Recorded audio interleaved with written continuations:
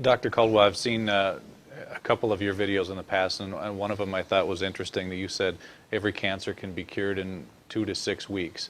Can you talk a little bit more about that, and what are some of the ways that that's possible? In my experience, every cancer can be cured in 2 to 16 weeks. Some cancers can be cured in minutes because every doctor in the world that's in office for 20 years or longer knows cases of spontaneous healing. There's even a book out called Spontaneous Healing by a guy I really don't like, and just stating that there are cases of spontaneous healing. That means if it's possible, we just have to find a way to access this. That's number one.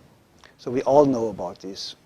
It also happened very often when people go to Lourdes or to these religious places, and it's not really the place that cures them, it's the expectation and the way to that place that cures them.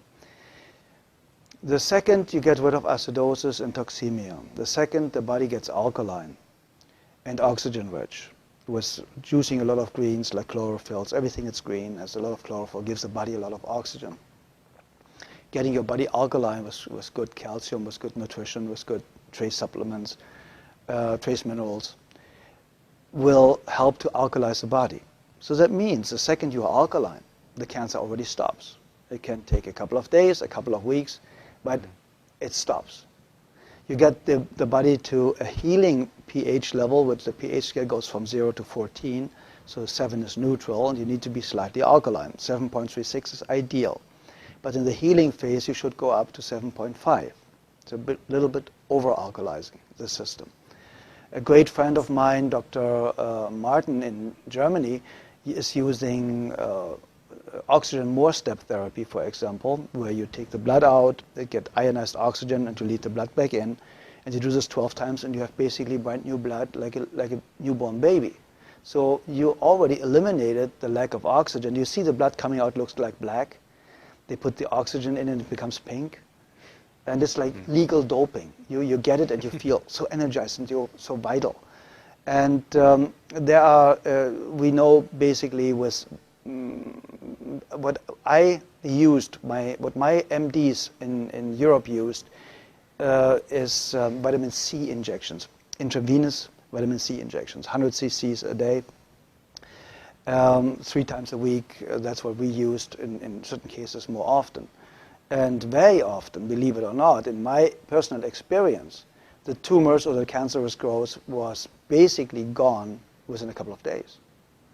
And because vitamin C is so powerful and one of the greatest healers out there, you can fix nearly every heart problem, cardiovascular problem with vitamin C.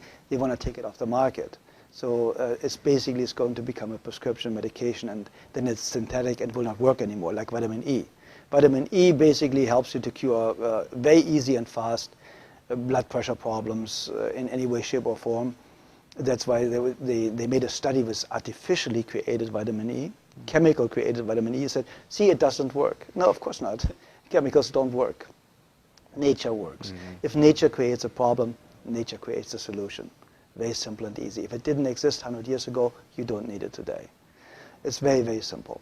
And when you want to help somebody to educate themselves, to eliminate his or her own cancer really, really fast, I would basically start instantly with a vegan diet or with a raw food diet.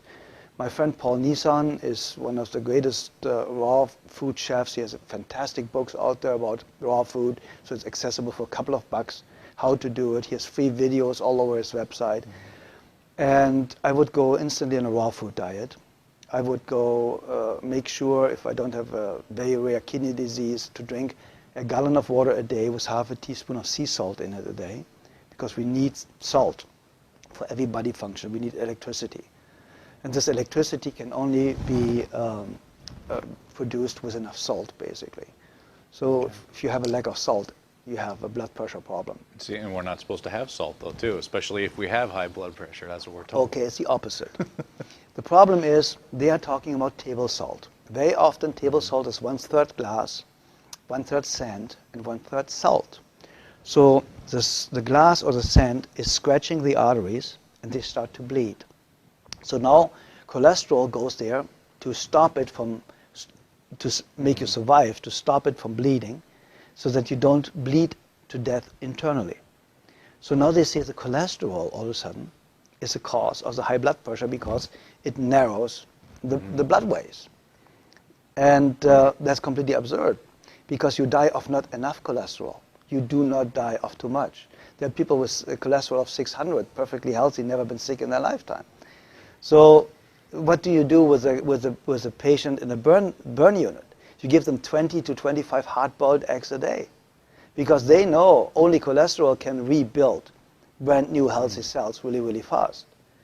Nearly 87% of a cell is built from cholesterol. So where does the new cell potential or foundation come from if you have a lack of cholesterol?